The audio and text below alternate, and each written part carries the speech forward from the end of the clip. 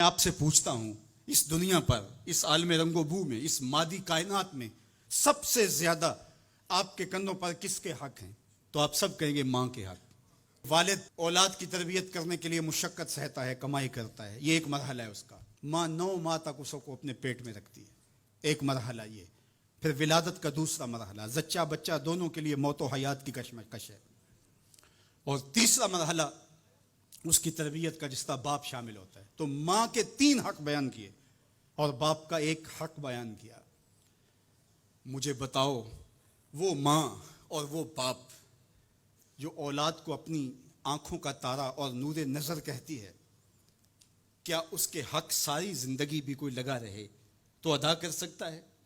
کسی نے کہا کہ میں نے ماں کو اپنے کندھوں پہ اٹھا کے حج کروایا، اور موسم میں حدت اور گرمی اتنی تھی کہ گوشت کا ٹکڑا زمین پہ پتھر پہ ڈال دیا جاتا تو وہ بھن کے کباب بن جاتا۔ کیا میں نے اپنی ماں کا حق ادا کر دیا؟ کہا تیری ولادت کے وقت جو اس نے تکلیف سہی، اس تکلیف کے ایک جھٹکے کا حق بھی ادا نہیں ہوا۔ یہ تیری ماں ہے، کیا تو اتنی بے وفا ہو گئی ہے کہ اس ماں کی مرضی اب تیری مرضی نہیں رہی؟ وہ باپ جس کی ہڈیاں بھی درد کر رہی ہیں اور وہ مزدوروں والے اڈے پہ بیٹھا ہے، اور جب کوئی مزدور لینے آتا ہے تو اس سے صحیح طرح سے اٹھا بھی نہیں جاتا، پھر بھی کلی والا ڈبہ اٹھا کے آگے بڑھتا ہے، اور مزدور لینے والے شخص کے ساتھ لپٹ کے چمٹ کے کہتا ہے کہ بابو مجھے لے جاؤ، 10 روپے کم دے دینا، میں نے اپنی بیٹی کی کالج کی فیس دینی ہے۔ وہ باپ جس کی ہڈیاں دکھ رہی ہیں اور جا کے دیوار پر کلی کر رہا ہے، اس کی کمائی سے کالج میں پڑھنے والی بیٹی کو ایک خاتون ایک سجے ہوئے دفتر میں بٹھاتی ہے اور کہتے تو پدر شاہی نظام کے خلاف بغاوت کر، تیرا جسم تو تیری مرضی ہونی چاہیے، باپ ہوتا کون ہے؟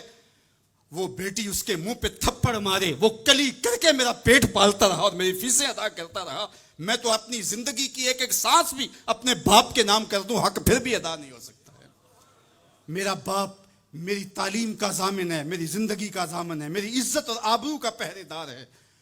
اللہ اکبر، معاشرہ بدل گیا، حالات کے تیور تبدیل ہو گئے، بغاوتیں بھر گئیں، وفاؤں نے دم توڑ دیا، مغربی تہذیب کی یلغار نے مرد آواروں، بیکاروں، زن کمار باش کیا معاشرہ تخلیق کیا جا رہا ہے۔ میرے حضور کے غلاموں، آؤ ہم نے دین حضور سے لینا ہے، اور یہ سارے چونچلے اور یہ ساری مغربی وظیفہ خور تنظیمیں یہ دم توڑ کے رہ جائیں گی۔ اس کائنات کے اندر اور اس وطن کے اندر جھنڈا لہرائے گا تو محمد عربی کے نظام کا ہی لہرائے گا انشاءاللہ۔ اس کے لیے میں اور آپ نے اپنی زندگی کی ایک ایک سانس لگانی ہے۔ ہم حضور کے دین کو کھڑا کرنے کے لیے اور حضور کے نظم کو غالب کرنے کے لیے اپنی زندگی کے ایک ایک سانس کو حضور کے نام وقف کریں گے۔ میری زندگی کا مقصد تیرے دین کی سرفرازی، میں اسی لیے مسلمان، میں اسی لیے نمازی۔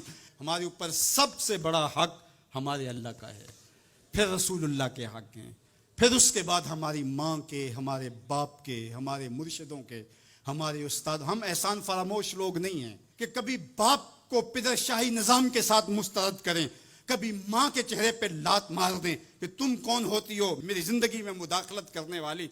ہم تو رشتہ بھی کرنا ہوتا ہے تو بوڑھی دادی امی سے بھی پوچھتے ہیں، جب تک وہ ہاں نہیں کرتی تو گھر کے اندر ماحول ہی نہیں بنتا ہے۔